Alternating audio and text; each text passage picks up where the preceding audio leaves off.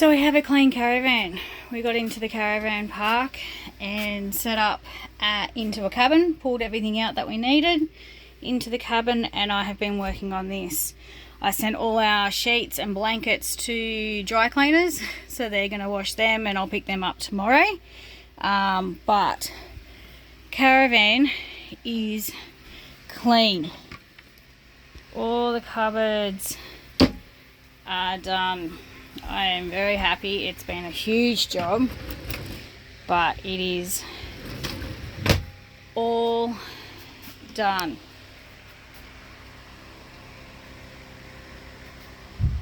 So I've done that. Kids are over here washing their bikes. Much needed wash.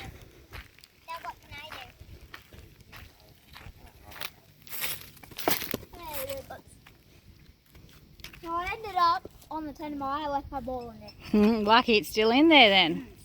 And I'm pretty sure the flat was open. Yeah, it's never shut until I have something in it. You're giving the bikes a good wash. My bike's loving it. And this is our cabin. What are you doing, Callie? Washing the blue stuff. You're washing all your bluey stuff because it got all dusty, didn't it? Yep, all dirty. All dirty. And you love cleaning, don't you? Yep. So you're washing all that. I put the other toys back in. Yeah. That's okay. Yeah, that's okay. I can put So yeah, so this has been our I can cabin. put this bit back in. Okay, it's been our cabin, and yeah, our caravan's just over there. So yeah, we're at Alice Springs Tourist Park, and they have been so good letting us have this cabin and then not having to pay for a site or anything for our caravan. So thank you so much, guys. You've just really saved us. It's been really good being in the cabin. So we left Alice Springs Tourist Park. We had 2 days there where we stayed in the cabins. It was the best decision we did so that we could get this caravan cleaned and sorted. We've done all the fixing up that needed doing. Dan found a local to actually clean the caravan on the outside, just because it was hard to get into the car washes and stuff. So anyway, we're all sorted there. We've now we're still in Alice Springs, and we've just moved to the Discovery Park, Caravan Park, and we're here for 5 nights, just to try and get some stuff done and sightseeing of Alice Springs, because we've been here for 3 days and we still haven't done anything. Today we had a quiet day again today. Dan's attempted to fix the water tanks himself, because there's nowhere in town that's going to be able to replace them or get new ones for us. So we're going to have a go at fixing them ourselves and go from there. I did some washing and that sort of stuff. Didn't really do too much today. And this is the pool at the Discovery Park. So it has the water slides. Here comes Riley.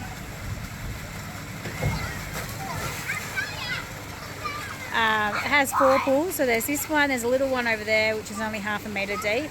There's a big lap pool just there, and then there is another pool over there. So very nice spot. We've got a powered site, and yeah, we'll start. Very elegant, Dan. Well done. Anyway, certainly having some fun after what we've been through. We needed to get back into having some more fun and enjoying our time with the kids.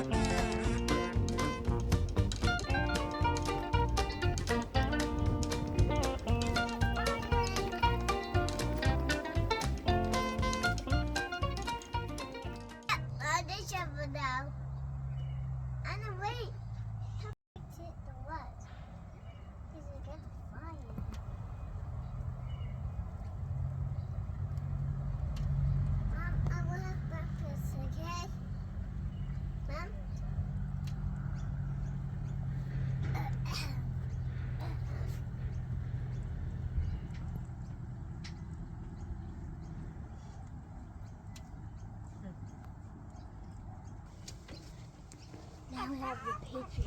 Now we have pigeons. I know, they can't be them, they're a bit flighty.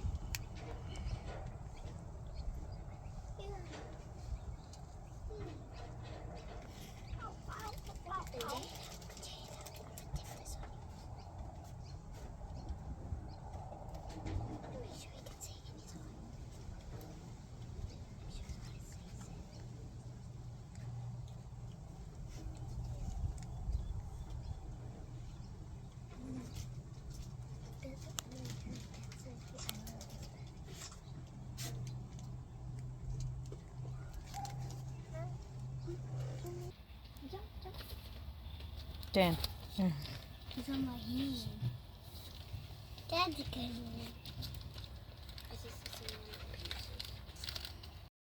Hand! Nuh-uh, flight. I have to hold it up by this hand. Hand.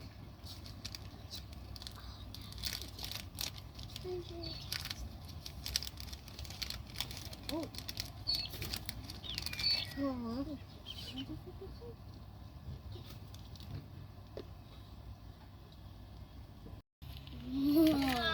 He's go Yeah. by your bed. Should I sit food on my lap? See if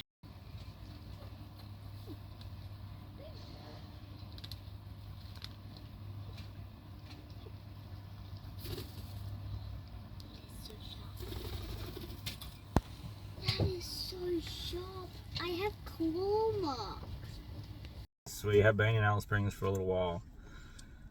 Wasn't really going to film much from Alice Springs, as much as it doesn't, probably needs to be filmed to show you what you can do here, but we've just been fixing stuff that broke. Pretty much fixing the everything. The car's fine, car did well, the van not so much. Fell apart, as you would have saw. The water tanks fell out, the straps broke, concertina door fell off, microwave come out, oven come out, dust went through everything. Now I worked out that the microwave's actually broken from the vibrations. It's fallen apart as well, so don't have a microwave anymore either. Spent the last couple of days going around Alice Springs. Nobody has anything to do with caravans in Alice Springs. Nobody owns a caravan in Alice Springs, I don't believe. No such thing as a caravan shop. The trailer shops don't stock any caravan parts apart from your standard bearings and stuff. None of the four-wheel drive shops, none of the camping shops have anything that could help us, so we've dodged up trying to fix the water tanks. So I'll show you a bit of that. Hopefully that's going to get us going again, because from here we're going down the centre and we weren't planning on having any paid camping. We were just going to be free camping. So yeah, so at the moment we've done all we can do. We're waiting for products to dry on the water tanks and stuff like that. So at the moment we're actually going to do a bit of a touristy thing. Where are we? Oh, sorry, where are we? We're at Megafauna Central, Alice Springs, obviously. So it's like a free museum type thing that has like dinosaurs and fossils and all that. This place used to be all flooded, so there's a lot of dinosaur water bones. Yeah, so not flooded. This used to be underwater, so there was not land here many millions of years ago.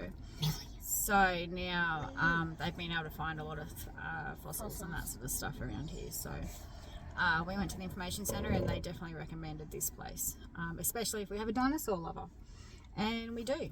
So Yeah, me. Yeah. We're going to check this out and see how we go with this, and then see what else we get to do. We're just going to try and do as much as we can today and a little bit tomorrow before we leave, just so that we can actually see Alice Springs.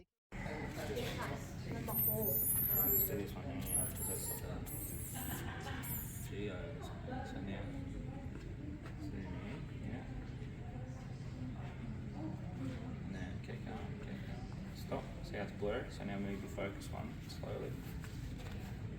Oh, back a little bit the other way. There you go. Whoa.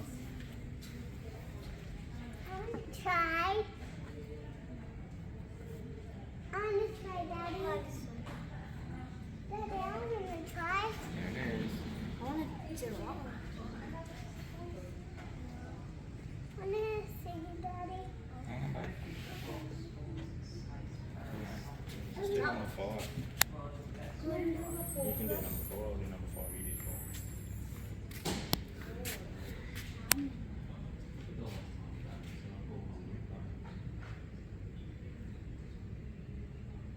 life size.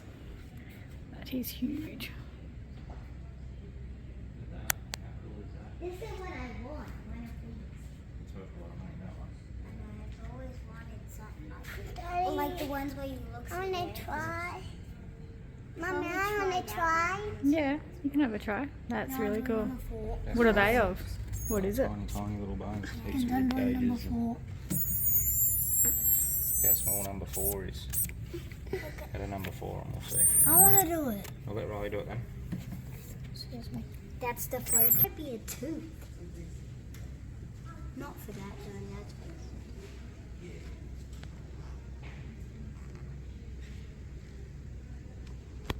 That looks like a tooth or claw.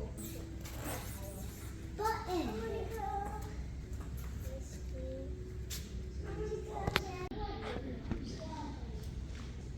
Good job. Can you see the picture now?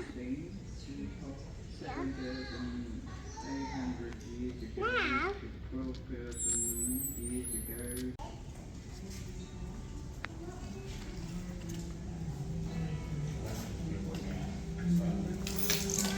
hey Mom, Oh, what are you doing? look at my fossil.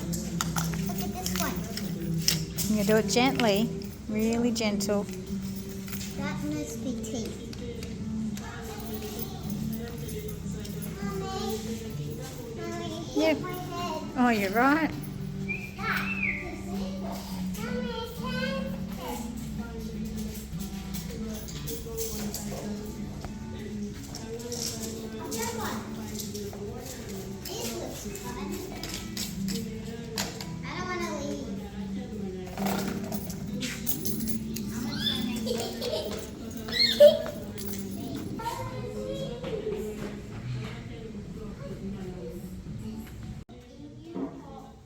Story time, is it?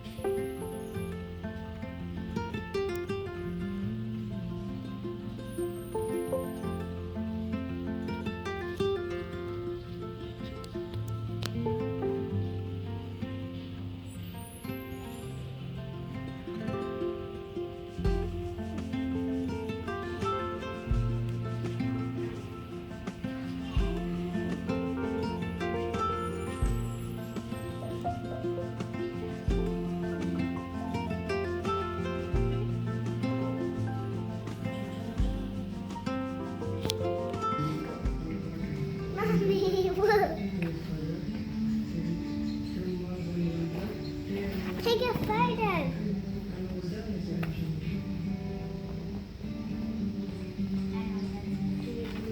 What's your call, baby? What do you call a baby koala?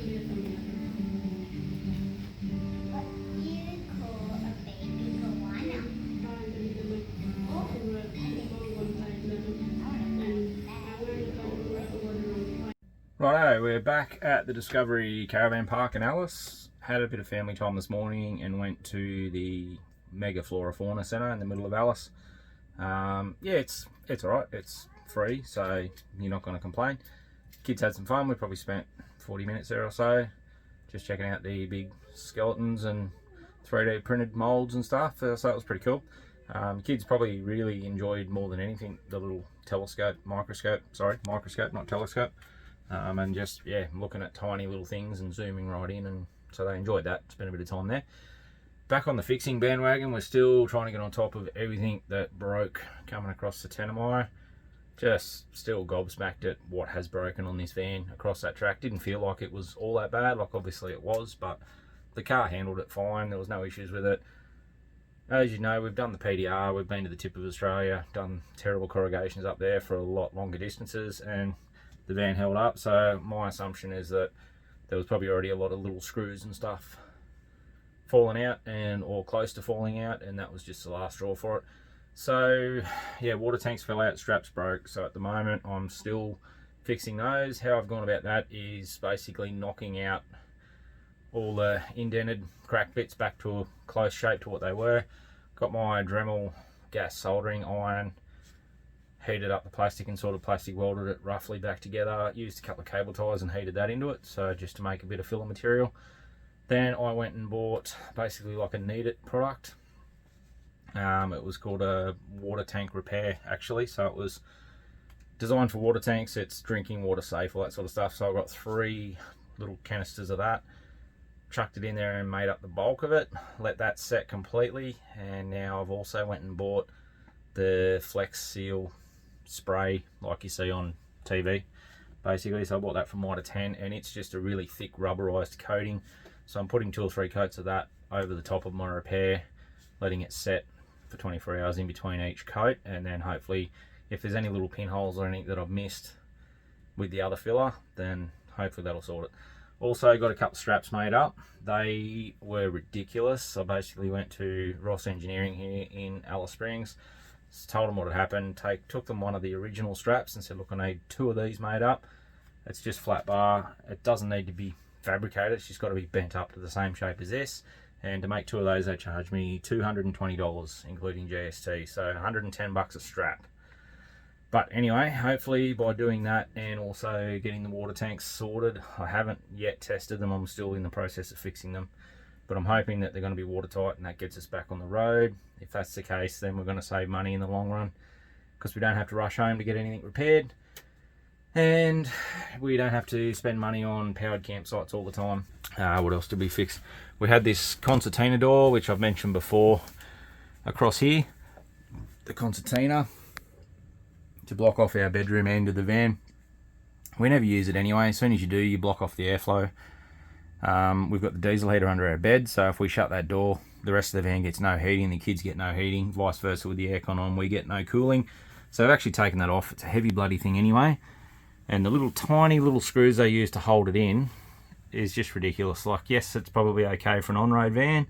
As soon as you start doing anything off-road, it just pulls the screws out of the roof. And so I went and bought a bit of this stick-on vinyl floor tile and chucked it on there.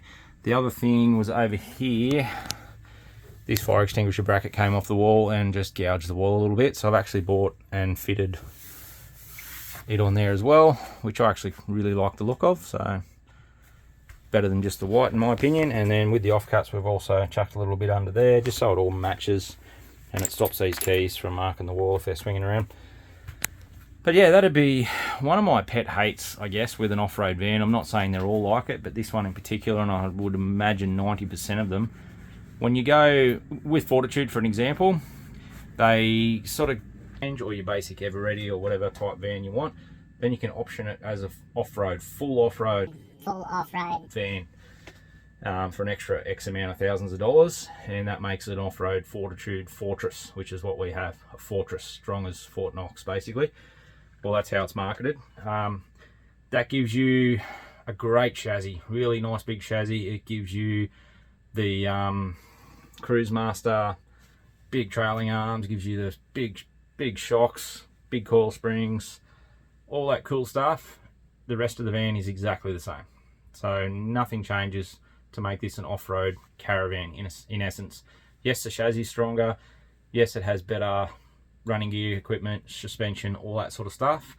You get an extra water tank stuff to help you be off-grid, or extra water sort of thing. But the issue is that it's still an on-road van, and as soon as you take it off-road, which is why you buy an off-road van, we would have just bought an on-road van if we weren't planning on doing any dirt roads.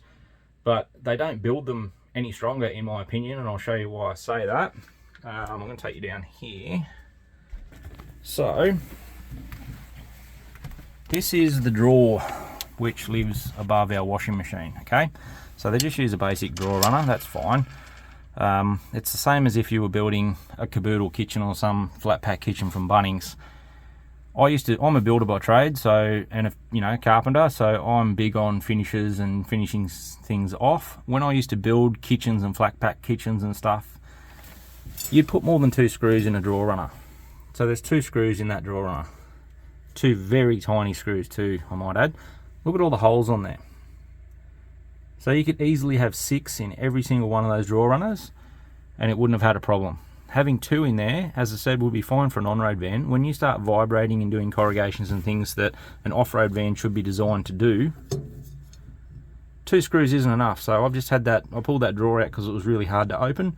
The 2 screws have fallen out and now it's useless. So I'm going to go through, put 5 or 6 screws in every single drawer runner, which it should have had from the factory, in my opinion, and make it so that wouldn't have fallen off on corrugations. The same with the oven. The oven fell out of the wall.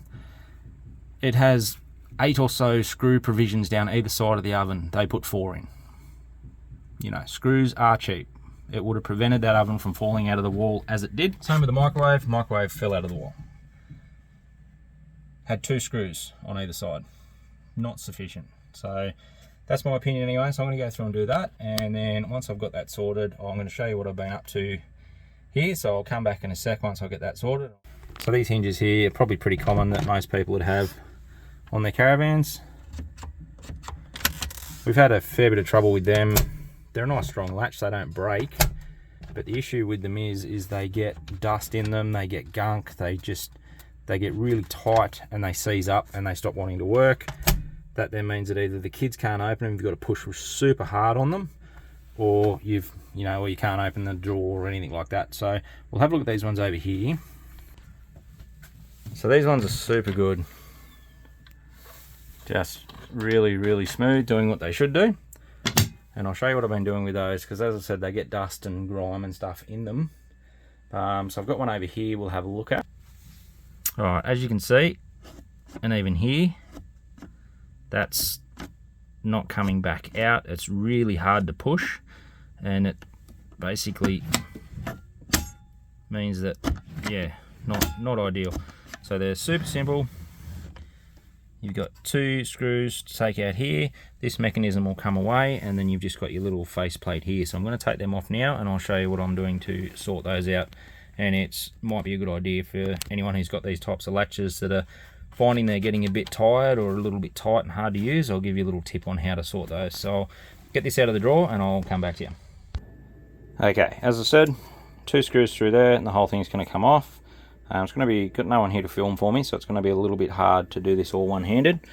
But the first thing you want to do is a really fine tolerance between the actual button and the cover. So we've found that you get a lot of dust and muck and all that sort of stuff in there. So the first thing you want to do is give that a really good clean. And then the second thing is once you pop that down, I'll try and do this with one hand, hopefully I can do it. That'll pop out like that. So the idea of it is that has a bevel on the end of it. As you push on this, it goes against a little section there, which is on a 45. You can see that section there.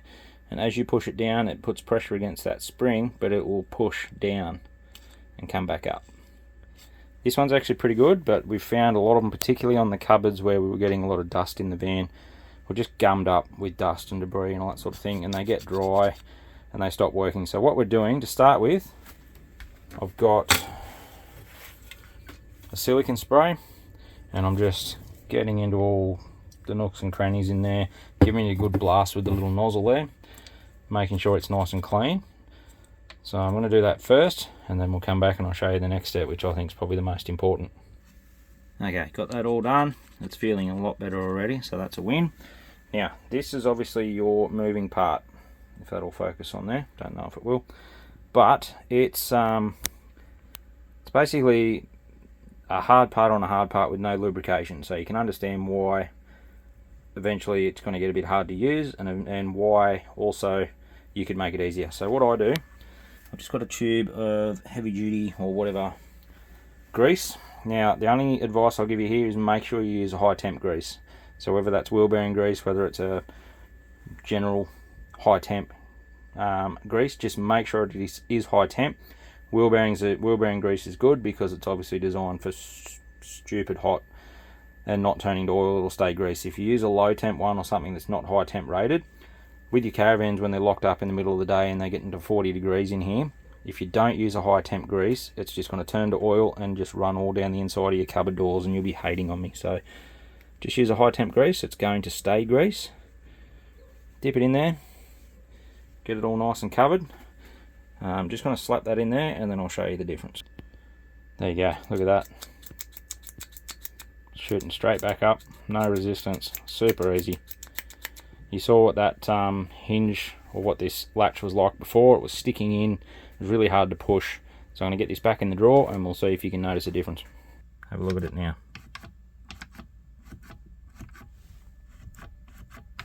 Beautiful. Better than new. Anyway, little tip for you. I'm going to get back to fixing my water tanks and hopefully get us on the road in a couple of days. So Kenzie and I are standing out the front of our caravan park and we're about to get picked up, hopefully, by our tour people to do our camel ride. Excited? Yes. You a bit nervous or are you excited? Both. Both? Yeah, so we'll see how we go. There are fires around, not near us, but there's a lot of smoke, and so they've said that it should be a pretty good sunset with all the smoke, and that will make it a bit epic, they said. So we'll see how we go. I'm excited. Me too. Alrighty. I've never really ridden on a camel. I don't have any experience. No. Mostly horses. Yeah, so we'll see how we go with the camel. But hopefully they won't be too far away. They said 5 o'clock pickup. But they also said here at the desk that they're very laid back and they'll get here when they get here. So let's hope they're not too far away. Yeah. This could be our ride, Ken. I hope so. Are you excited? Because I think this is our ride. Here we go. Yep. Here it is.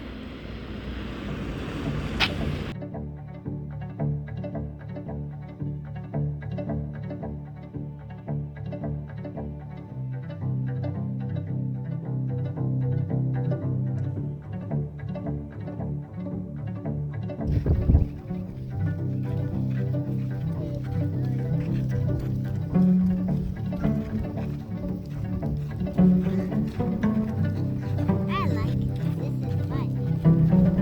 It's like riding a horse.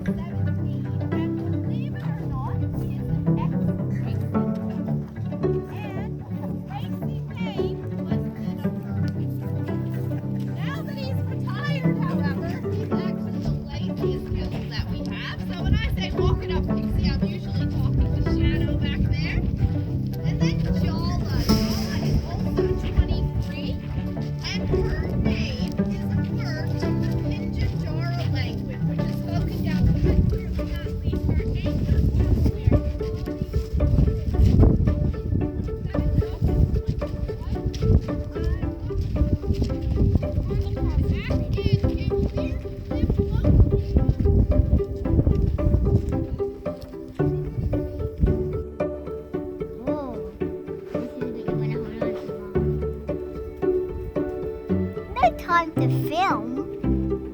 Hold on.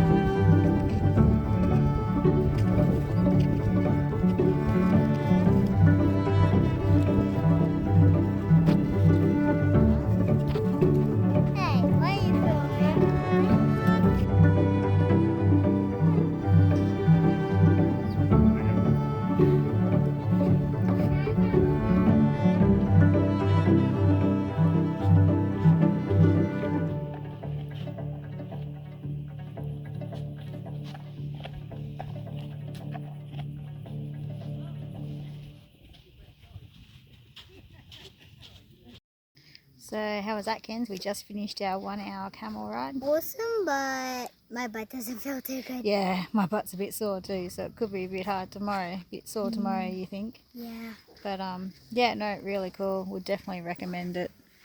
And yeah, now we're going to get taken back to our caravan. Sound good? Yes. Definitely worth doing. And I'm hungry. Yeah, let's go home and have some dinner. We haven't eaten yet, have we? Nope.